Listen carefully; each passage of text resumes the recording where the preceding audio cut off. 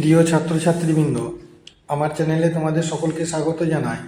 আজ তোমাদের কাছে প্রশ্ন উত্তর এনেছি উচ্চ মাধ্যমিক চতুর্থ সেমিস্টার ENVS এনভায়রনমেন্টাল স্টাডিজ অর্থাৎ পরিবেশবিদ্যা বিষয়ে। এই প্রশ্ন উত্তরগুলি প্রথম থেকে শেষ পর্যন্ত দেখার সাথে সাথে আমার চ্যানেলে নতুন হয়ে থাকলে চ্যানেলটিকে সাবস্ক্রাইব করে দিও। আর যদি আমার চ্যানেলটিকে তোমরা উপকৃত হও তাহলে চ্যানেলটিকে একটু বেশি বেশি করে শেয়ার করে দিও। দেখো, জল দূষণের প্রশ্ন। জল দূষণের দুটি প্রাকৃতিক ও দুটি মনুষ্যগঠিত উৎস লেখো। প্রাকৃতিক উৎস প্রাণীর বর্জ্য, বিভিন্ন জীবের পচা দেহাবশেষ, আর মনুষ্য সৃষ্ট হলো শিল্পজাত কৃষিজাত দূষণ। ভারী ধাতুজনিত জল দূষণ বলতে কি বোঝায়? না, বিভিন্ন ভারী ধাতু যথা সীসা, পারদ, আর্সেনিক, ক্যাডমিয়াম প্রভৃতি জলের সাথে মিশে জীবদেহে প্রবেশ করলে তা মারাত্মক ক্ষতিকর হয়। এই দূষণ প্রাণঘাতীও হতে পারে। একে ভারী ধাতুজনিত দূষণ বলে। দুটি করে ভৌত রাসায়নিক জল দূষকের নাম। ভৌত হলো তেল, গ্রিজ; রাসায়নিক ক্লোরাইড ও আর্সেনিক। আচ্ছা, সমুদ্রের উপর জল দূষণের দুটি প্রভাব উল্লেখ করো। 1 নম্বর, সমুদ্রের জলে তেল মিশছে, মাছসহ বিভিন্ন জলজ জীব মারা যায়। 2 নম্বর, পাখিদের পালকের জলবিরোধী ক্ষমতা হ্রাস পায়। আচ্ছা, জলে আর্সেনিক দূষণের দুটি ক্ষতিকর প্রভাব। হাতের তালু পায়ের চিত্রতে কড়া পড়বার মতো শক্ত ও কালো হয়ে যায় এবং আঁচিলের মতো উপলব্ধি সৃষ্টি হয়। আর 2 নম্বর, শারীরিক অবসর ও দুর্বলতা দেখা যায়। আচ্ছা, পরে 55 নম্বর প্রশ্ন করবে, ইউট্রোফিকেশন কাকে বলে? যে পদ্ধতিতে কোনো জলাশয়ে রাসায়নিক পদার্থ, প্রধানত ফসফেট, মেশার ফলে জলজ উদ্ভিদের ব্যাপক বৃদ্ধি ঘটে এবং জলে অক্সিজেনের ঘাটতি দেখা দেয় তাকে ইউট্রোফিকেশন বলে।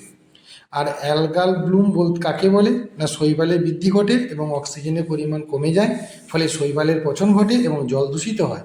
একে শৈবাল ব্লুম বলে।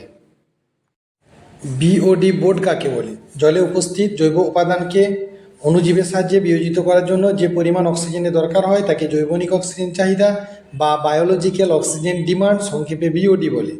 অথবা অণুবীক্ষণিক জীবের দ্বারা দূষিত জলে দ্রবীভূত অক্সিজেনের হ্রাসের পরিমাণকে জৈবনিক অক্সিজেন চাহিদা বা বিওডি বোর্ড বলে।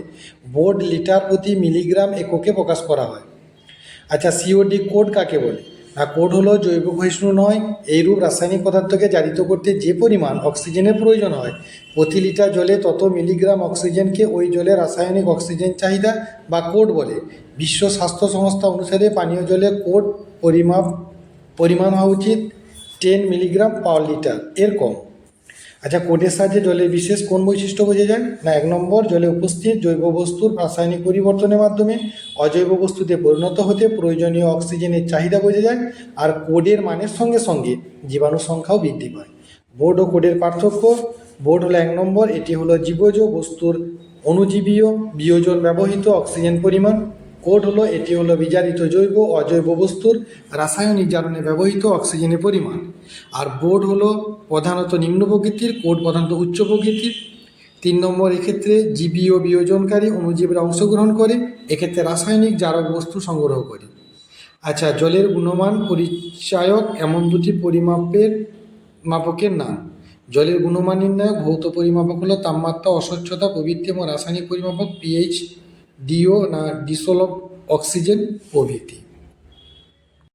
পরবর্তী প্রশ্ন দেখো, পানীয় জলে পারদ, সীসা, ক্লোরাইড, আর্সেনিকের সর্বোচ্চ নিরাপদ মাত্রা উল্লেখ করো। পারদ সর্বোচ্চ হলো 0.02 ppm, সীসা হলো 0.05 ppm এর নিচে, আর ক্লোরাইড হলো 250 ppm, আর্সেনিক হলো 0.05 ppm। আচ্ছা, কোন জল দূষণে বলে নিম্নলিখিত রোগগুলি হয়? যেমন মিনামাটা হয় পারদের, ইটাই হয় ক্যাডমিয়ামের, ব্ল্যাক ফুট ডিজিজ হয় আর্সেনিকের দূষণে, আর আমাশয় রোগ হয় জলবাহিত প্রোটোজোয়া।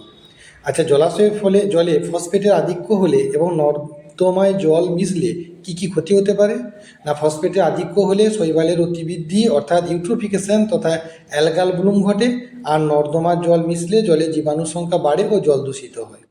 জৈব সঞ্চয় কাকে বলে? না, যে প্রক্রিয়া উদ্ভিদ ও প্রাণী কোষে অপরিবর্তনীয় বিষাক্ত পদার্থ ও ভারী ধাতু সঞ্চিত হয় তাকে জৈব সঞ্চয় বা বায়ো অ্যাকুমুলেশন বলে। জৈব বিবর্ধন কাকে বলে? না, যে প্রক্রিয়ায় অপরিবর্তনীয় বিষাক্ত রাসায়নিক পদার্থ সহ খাদ্য শৃঙ্খলে প্রবেশ করলে প্রতিটি খাদ্য স্তরে তাদের গাঢ়ত্বের পরিমাণ যে হারে বৃদ্ধি পায় তাকে জৈব বিবর্তন বা বায়ো ম্যাগনিফিকেশন বলে। মাটি দূষণ কি? না, মৃত্তিকা দূষণ হলো না পৃথিবী পৃষ্ঠে নানা প্রকার অবাঞ্ছিত দূষণ পদার্থ জমার ফলে যে অস্বাভাবিক অবস্থার সৃষ্টি হয় যাতে মাটিতে বসবাসকারী জীবদের জীবন ধারণ বিঘ্নিত হয় তাকে মৃত্তিকা দূষণ বলে। আচ্ছা, কৃষিকাজ কিভাবে মাটি দূষণ সৃষ্টি করতে পারে? ওই যে কৃষি জমিতে ব্যবহৃত অতিরিক্ত রাসায়নিক সার এবং বিভিন্ন কীটনাশক যেমন ডিডিটি, বিএইচসি 2,4-D প্রভৃতি মাটি দূষণ সৃষ্টি করে।